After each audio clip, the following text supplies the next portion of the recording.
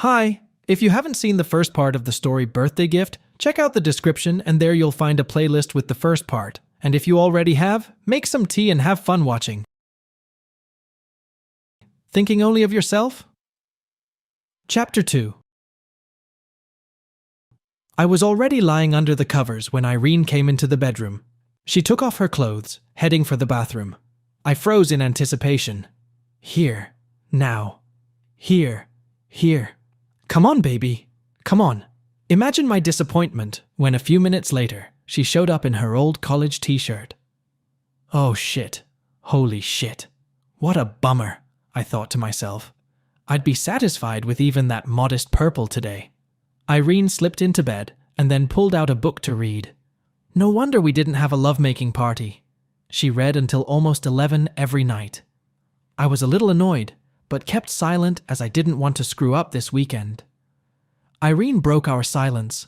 Remember, Jim, I told Lisa I'd help her on Sunday. I will be away for a few hours, so I need you to watch the kids during that time.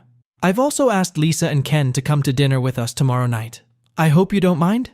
So you better get a good night's sleep tonight. You're gonna need all your energy, because the kids and I have a full day planned for you tomorrow.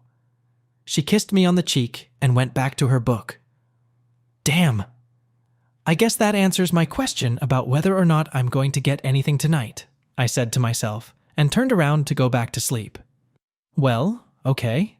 At least Saturday will be a night to remember. I wonder if the kids will be staying overnight at Lisa and Ken's house. Maybe that's why they're coming with us tomorrow. I fell asleep with a smile on my face and my little buddy in my hand, wishing for a quicker Saturday night. I know how you feel about me. Well, that's just the way I am. A fool. At 8 in the morning, the kids were jumping all over me and yelling at me to get up and come down for breakfast. I grabbed Terry, threw her over my shoulder, took Keith under my armpit, and laughing, dragged them both into the kitchen. "Happy birthday, Daddy!" they shouted as I looked at the food standing on the table. French toast, waffles, eggs, and sausage were all beautifully laid out and arranged. Irene sat with a cup of coffee in her robe and informed me that the kids had made everything themselves. So we all sat and ate until we were full. I'm delighted, I said, as I stood up and kissed each of them on the tops of their heads. And then I started tickling them, chasing them around the house, hooting and laughing. Then they announced to me that they were going to mow the lawn and sweep the garage. They just needed a little help getting the lawn mower started. Irene was sitting there smiling and sipping her coffee. She told me it was their idea. Needless to say, it took us 3 hours to do everything. If I had been doing things alone, it would have only taken me about half an hour. The kids were dirty, tired, and now they were a little bored with the whole thing. I told them to go inside and get cleaned up while I washed the cars. By 5, I was done and headed inside. I found Irene in the kitchen, chatting on the phone. When I reached for her, she pushed me away. "You're dirty and smelly," she hissed. "Go take a shower and wash up. We have a reservation for 6:15. And went back to talking on the phone. I was a little annoyed, but I figured she'd finally blow my brains out tonight, so I didn't resent her. I just remembered that when we'd gotten married, we couldn't keep our hands off each other. Now it was just the opposite.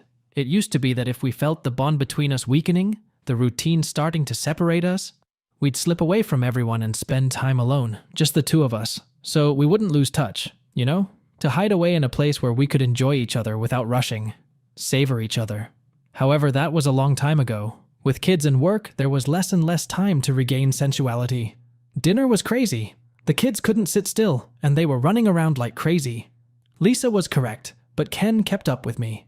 He made silly jokes about my age, and asked me 3 times if I needed little blue pills, figuring I needed a chemistry boost now that I was 40. I was tempted to tell him to fuck off, but I didn't want to ruin Irene's mood, so I kept quiet and tolerated it. God damn it. We could have had a nice party at home, just invite her friends over. Why go all the way across town to spend 3 hours in a coffee shop where Irene could chat with her girlfriend? What a lame night. Lisa and Erie were talking quietly to themselves all night. When I approached them, they would shut up and stare at me expectantly, making it clear that their conversations were none of my business. It was the lousiest birthday party of my life, so I was very happy to have the opportunity to thank everyone for a wonderful evening and head home. As the kids started getting ready for bed, I said to myself, I guess they don't need a bedtime story tonight. Really. They were so tired from the day's chores that they were asleep by 9 o'clock. I opened a bottle of wine and poured 2 glasses to cheer them up. I found Iri in the laundry room, throwing laundry into the machine, and handed her a glass, but she stopped me. I've had more than enough to drink tonight, darling. I'll meet you in the bedroom, okay? Shit. Oh, come on, it's okay, I thought, as I drank both glasses and headed for the bedroom. I brushed my teeth, spritzed on some cologne, and lay naked under the sheets when Irene walked in, yawning. She'd spent more time than usual in the bathroom and came out to her starved for evenings of shared lovemaking, romantically inclined husband wearing a smelly t-shirt. A t-shirt?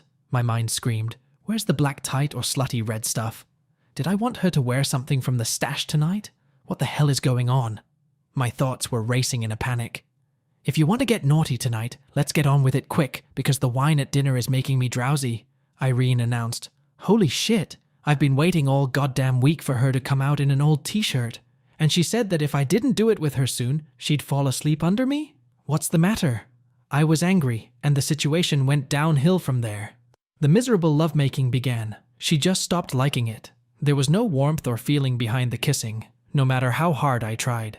When I touched her, she warned me that her period was coming soon, and that she would be too sensitive, so she asked me to be gentle with her. However, she liked it when I moved lower. I had always enjoyed doing this with her, and this evening was no exception. For years I had asked Irene to shave her hair there for me, but she didn't even like to trim it there. So she always had a thick bush. Well, whatever. The main thing is to get to the cherished one, and shaving is a secondary matter.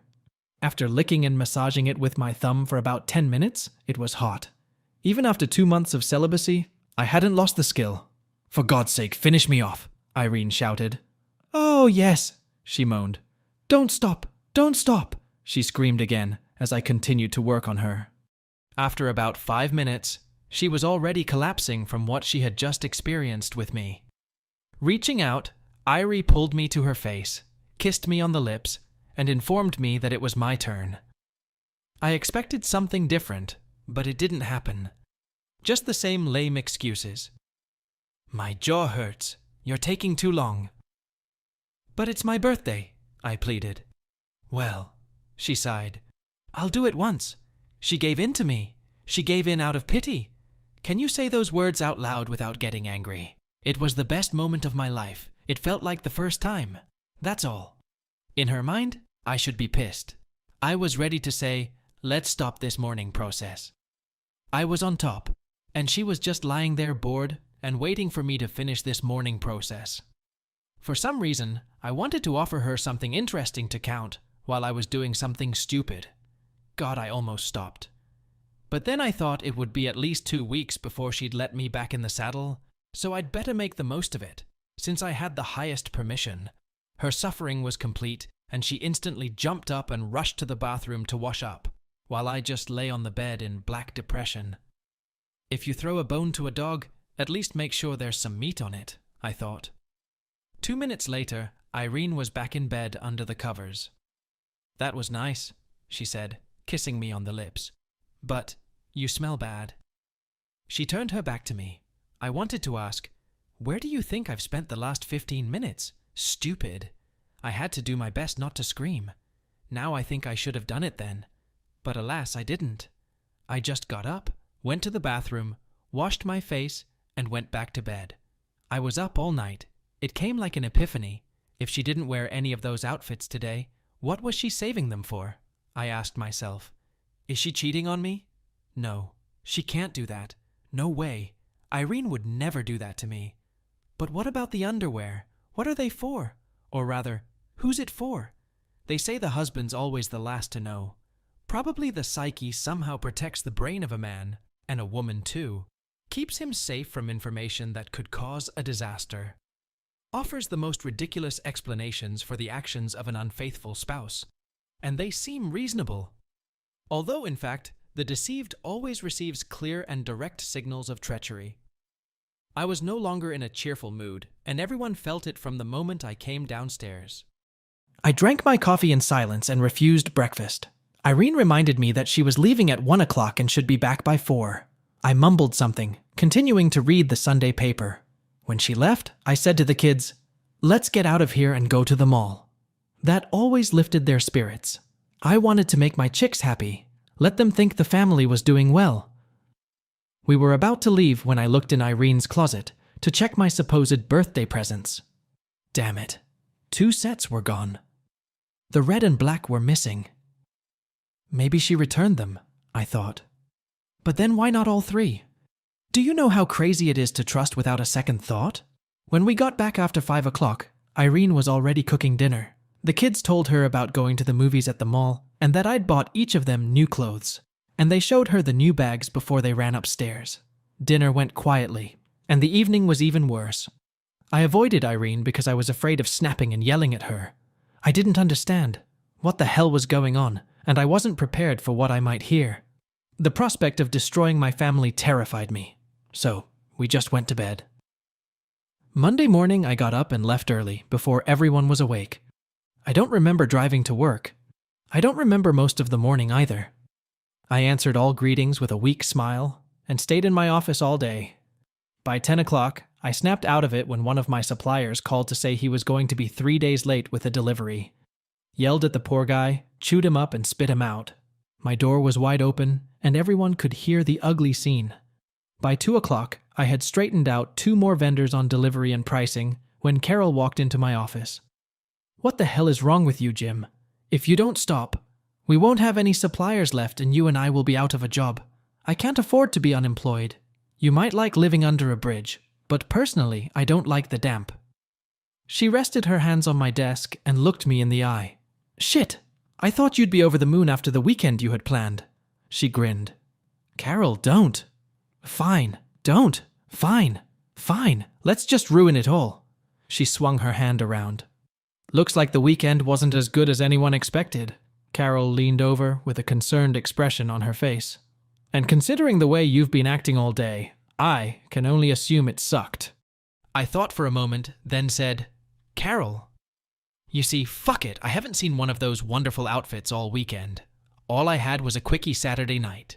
She'd gone somewhere for 4 hours yesterday, and quietly had taken 2 of the 3 sets with her. If I didn't know her, I'd say she was having an affair." Carol just stood there with her mouth open. "Jim, think about this. Irene would never cheat on you. She loves you. I thought so too until the last few months, and now I'm not so sure. She has time for everyone but me, and I'm sick of it. Starting today, I'm going to start looking out for her. I'll hire a detective if I have to. But, just don't do anything stupid. No bloodshed, okay?" Carrie's worried. "Have you thought about talking to her about it? Maybe there's a logical explanation," she suggested.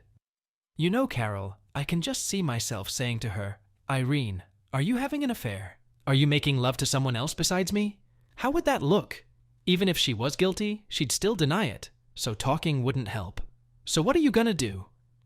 "I'll just keep a low profile, and if I catch her in the act, I'll kick her to the curb. Life's too short to go on the way we've been going for the last 6 months. And I promise I'll watch my temper. No excesses. I need that paycheck as much as you do. So let's get back to work. And thank you for your support. Know that I appreciate and respect you. Honestly, I was excited to work this time because my family life was crap. Irie and I walked on eggshells around each other, and the kids noticed the change. What happened to you, Dad? They asked me Thursday night. You stopped making breakfast, and you're not even here when we get up. I used to love having breakfast as a family in the morning, Terry said. Irene noticed the change too, from Jolly Jim to Attila the Hun, but apparently didn't know the reason why. She was just getting used to the new Jim as he disappeared over the weekend. Maybe if she'd been a little nicer to me, that Jimmy would have come back. But Irene must have thought I was a stupid fool and would take her antics for granted. She's lost her guard, that's her trouble. She'd been getting her love pleasures elsewhere lately, and had neglected me too much. She took control and my seat wasn't even in the passenger seat. She decided my place was in the trunk. I suffered bitterness and anger. Saturday night, Irene reminded me that she had to help Lisa again for a couple hours, Sunday, and that it would be fun to eat barbecue steaks when she got back. I mumbled something about getting steaks, and that by the time she got back, I'd have it all done. By the way, what are you helping Lisa with anyway? I asked. Just some of her new business, that's all, she explained. And at the same time, she looked strangely embarrassed. For a second. Even for a split second. But it said a lot to me. I was starting to get smart. She was just starting to do it, and I wanted to help her before she got established. Irene explained to me.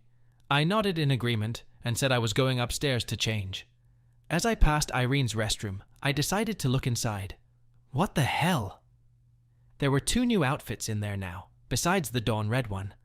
I wanted to grab the bag, throw it on the kitchen table, and ask what the fuck, but I had another plan. Calling my mom, I asked if she could watch the kids for a few hours.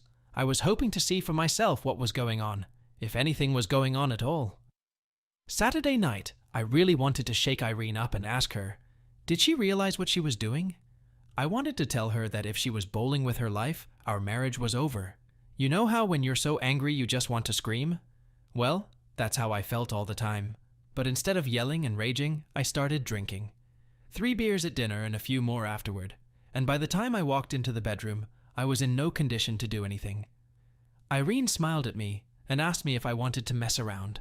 I looked at her sadly, told her I didn't want a pity lovemaking evening with her, and went to bed.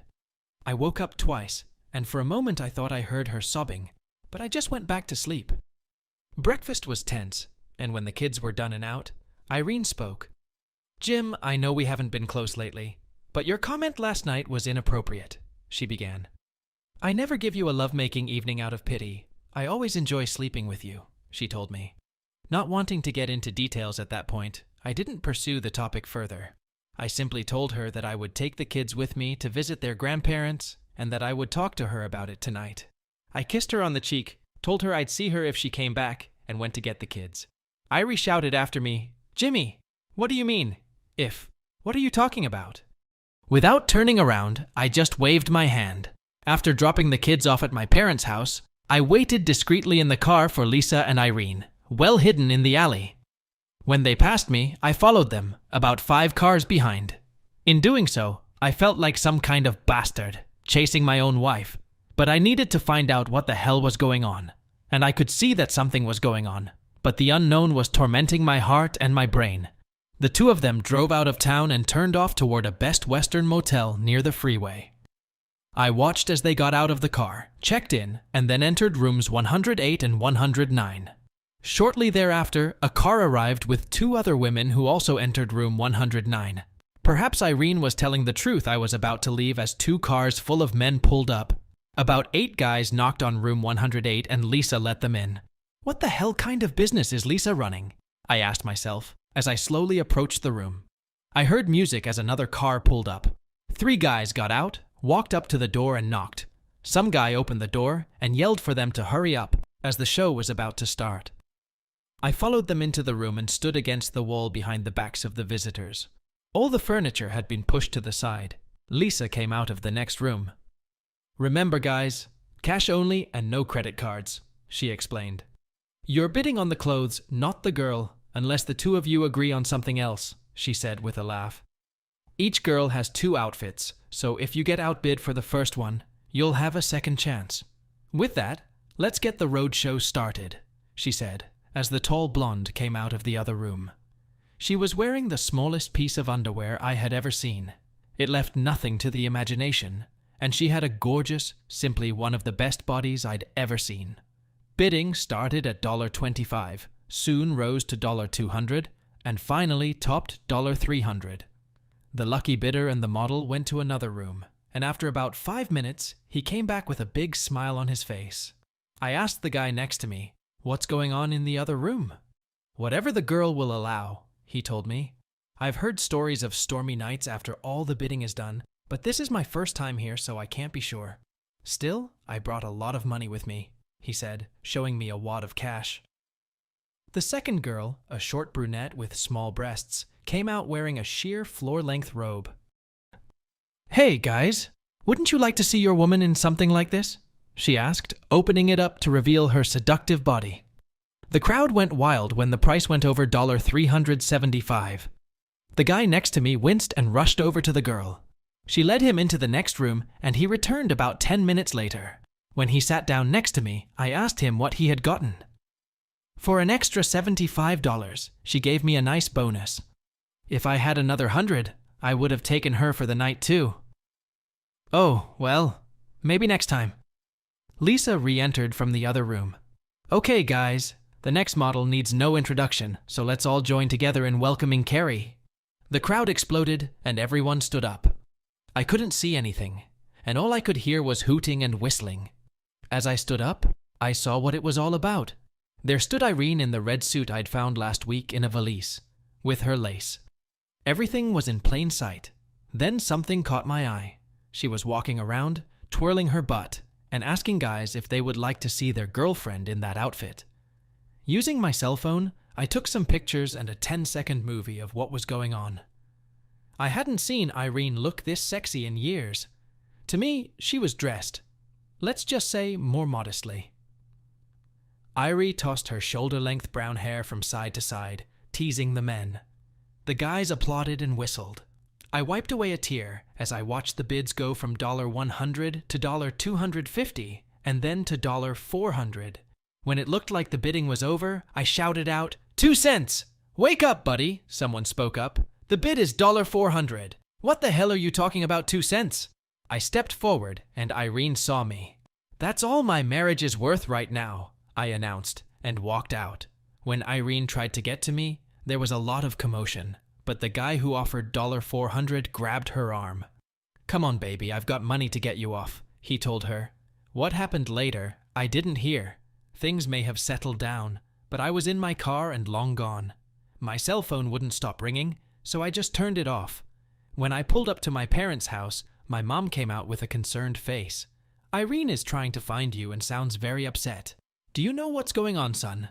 I told her that Irene and I are in serious trouble, and I asked her to watch the kids until Irene takes them home. Where are you going, Jim? She asked. I just want to get away for a while. I need to think about my life, I told her, and I went home.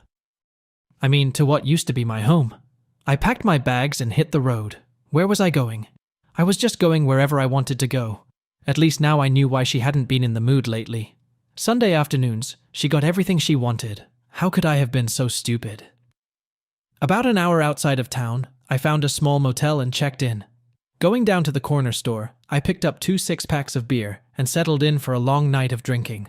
I knew I would need at least 8 cans to get me to sleep that night. Still, I woke up in a cold sweat 3 times. Monday came all too soon. I turned on my cell phone and got 22 messages from Irene and my parents. I deleted them all. Then I called Carol at work. Okay, tell me, what the hell did you do yesterday? She started. Irene was here crying nonstop, saying you left her. What's this all about, boss? Carol, let me get this straight. I'm taking today and tomorrow off to take care of some things. Reschedule my meetings for Wednesday, and be sure to call me if anything goes wrong. You can always reach me on my cell phone. And Irene. Carol was outraged. That's it. Irene and I are done. I caught her cheating on me yesterday, and like I said, I won't put up with it. Sorry, boss. Turns out she was dumber than I thought. Is there anything I can do for you? Not right now. I need to find a new place to live and a good lawyer. Besides, I'm not quite sure of myself at the moment. I'm upset and afraid of doing something stupid, I told her. Oh well, I had to do something about it. I talked to the retirement fund staff and removed Irene's name from both my 401k and life insurance policies. Then I went to the bank, took half of our savings, and opened a new account in my name only. While doing so, made sure she had enough money in her current account to cover her expenses. I had 2 children that I was seriously worried about. Finally, I cancelled all of our credit cards. Well, you've probably already read how it's done in these cases. It's called pre-divestiture of assets. On Tuesday, I met with our corporate lawyer and got 2 recommendations for attorneys who could handle my divorce at a reasonable price. I talked to both of them in the afternoon and arranged to meet with one on Thursday afternoon. Things were working out well enough except for my marriage, which was now trashed. So this is what my wife was doing with Lisa on Sunday afternoons, I thought, as I turned the wheel and pulled into the driveway.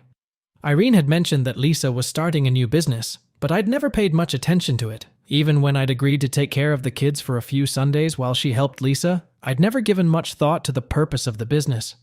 Well, business and business. What's the big deal? That was until I noticed the missing laundry. No wonder Irene doesn't want to make love to me anymore, I said, running back and forth in the kitchen. She used to get everything she wanted on Sunday afternoons. Then it hit me. God damn it. Thank God I made it to the bathroom before I spun out. Shit, I said, rinsing my mouth out. I may not have been the perfect husband, but at least I loved her. When things got bad, I'd tried to rebuild our bond. And her? Maybe she went crazy. Or maybe it was just her hormones that had gone crazy? I waved these thoughts away, realizing that you can't dwell on tragedy at the risk of going insane. But again and again, I came back to the thought of her cheating. I could see Irie's figure in front of me, clad in a lewd red bathing suit,